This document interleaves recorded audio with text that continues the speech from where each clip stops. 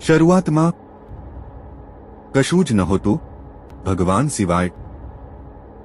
તે શરૂઆતથી જ ત્યાં છે.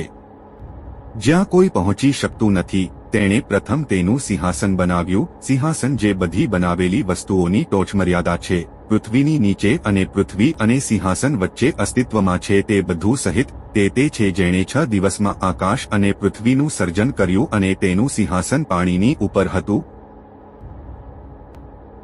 જ્યારે તેમનું સિંહાસન પાણી ઉપર હતું, તેમણે આકાશ અને પૃથ્વીનું સર્જન કર્યું. તેના 50,000 વર્ષ પહેલા ઈશ્વરે સૃષ્ટિના માપદંડો નક્કી કર્યા હતા. કેટલાક લોકોએ મુહમ્મદને પૂછ્યું સલ્લલ્લાહુ અલૈહિ વસલ્લમ કે ભગવાનનું પ્રથમ સર્જન શું છે? તેણે કીધું, સૌ પ્રથમ તો ભગવાન સિવાય કશું જ નહોતું. પછી તેણે પોતાનું સિંહાસન બનાવ્યું. તેમનું સિંહાસન પાણી ઉપર હતું.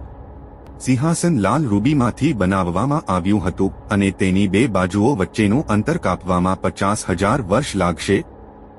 સિંહાસન પાસે પગ છે જે એન્જલ્સ દ્વારા ઉઠાવવામાં આવે છે અને પછી તે ખરેખર મહામહિમને અનુકૂળ એવી રીતે સિંહાસન ઉપર ઉગ્યો. પછી તેણે તેની રચનાઓ માટે પ્રથમ વસ્તુ બનાવી.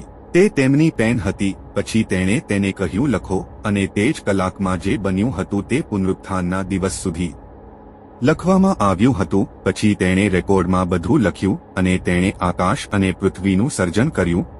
સર્વશક્તિમાન ભગવાન તમામ વસ્તુઓના સર્જક છે અને તે બધી વસ્તુઓ ઉપર છે. બાબતોનો નિકાલ કરનાર, તેમના દ્વારા બધી વસ્તુઓ બનાવવામાં આવી હતી. તેના વિના કંઈ પણ બનાવવામાં આવ્યું ન હતું જે બનાવવામાં આવ્યું છે. એન્જલ્સ અને આત્મા એક દિવસમાં તેની પાસે જાય છે, જેનો વિસ્તાર 50,000 વર્ષ છે. કે સિંહાસન અને 7મી પૃથ્વી વચ્ચેનું અંતર પસાર કરવામાં 50,000 વર્ષ લાગશે અને તેની પહોળાઈ પણ 50,000 વર્ષ છે.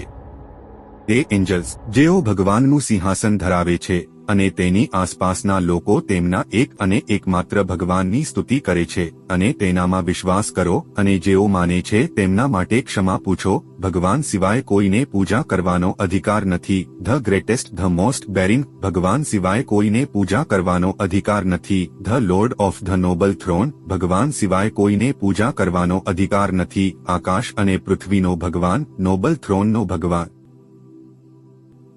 ભગવાન જે જન્મ્યા નથી કે મૃત્યુ પામી શકતા નથી, કોઈ તેને જન્મ આપી શકે નહીં અથવા તો કોઈ તેને નુકસાન પહોંચાડી શકે નહીં. તે આપણો સર્જક છે. તમારા ખાણ તે પ્રબોધકો, પ્રબોધકોની તે માતાઓ, આપણે બધા, આ પૃથ્વી, તે છોડ, તે પર્વતો, તે તારાઓ, સમગ્ર આકાશગંગા અને તે બધું, તે આપણા ઈશ્વર સર્વશક્તિમાન છે. તે હવે આપણને જોઈ રહ્યો છે.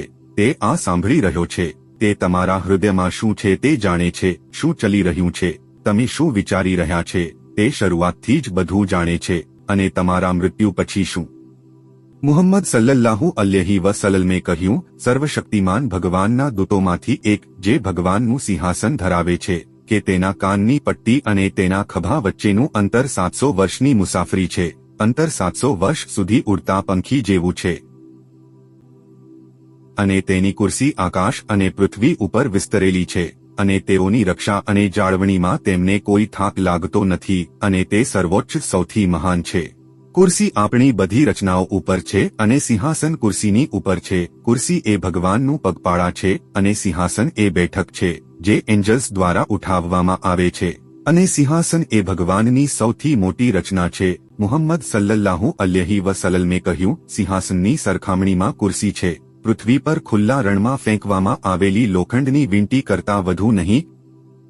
કુર્સી એ ફૂટસ્ટોલ છે અને ભગવાન સિવાય કોઈ પણ સિંહાસનનો યોગ્ય અંદાજ લગાવી શકતું નથી. ઓલમાઇટી, ધ ઓલ પાવરફુલ, અને કોઈ પણ ભગવાનનું કદ સમજાવી શકતું નથી. તેના દેખાવ, તેમનો અવાજ વગેરે કલ્પના પણ ન કરી શકે.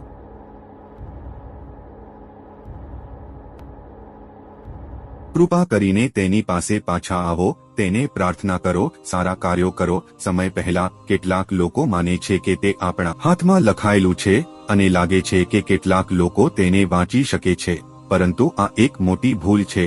ભગવાન દ્વારા શું લખ્યું છે તે કોઈ જાણતું નથી અને ભગવાન બધે જ છે એમ ન વિચારો, અથવા તે આપણા હૃદયમાં છે. તે ખોટી માન્યતા છે. આ એક મોટી ભૂલ છે. તે સિંહાસન ઉપર છે. તેમની શક્તિ અને જ્ઞાન સર્વત્ર છે. પરંતુ તે પૃથ્વી પર પોતે આવતો નથી. ઓછામાં ઓછું તે દરેક રાત્રિના છેલ્લા કલાકે સૌથી નીચા આકાશમાં આવે છે અને કહ્યું, કોણ મને બોલાવે છે કે હું તેને જવાબ આપું? કોણ મારી પાસેથી કંઈક માંગે છે કે હું તેને આપી શકું? કોણ મારી ક્ષમા માંગે છે કે હું તેને માફ કરી શકું? તેથી પસ્તાવો, ભગવાન પાસેથી ક્ષમા માટે પૂછો, ખોટા દેવો અને ખોટા લોકો તરફ ન જશો. સાચા માર્ગ પર આવો, સારા કાર્યો કરો, તે તમને માફ કરશે. મુહમ્મદ સલ્લલ્લાહુ અલૈહિ વસલ્લમે કહ્યું, ઈશ્વરે દયાને 100 ભાગોમાં બનાવી છે અને તેણે તેની સાથે 99 ભાગો જાળવી રાખ્યા અને તેણે પૃથ્વી પર દયાનો માત્ર એક ભાગ મોકલ્યો છે અને આ માત્ર એક ભાગને કારણે પૃથ્વીના તમામ સર્જનોમાં પરસ્પર પ્રેમ છે. તેથી જ પ્રાણી તેના બચ્ચામાંથી તેના ખૂરને ઉપાડે છે, ડર કે તે તેને નુકસાન પહોંચાડે છે.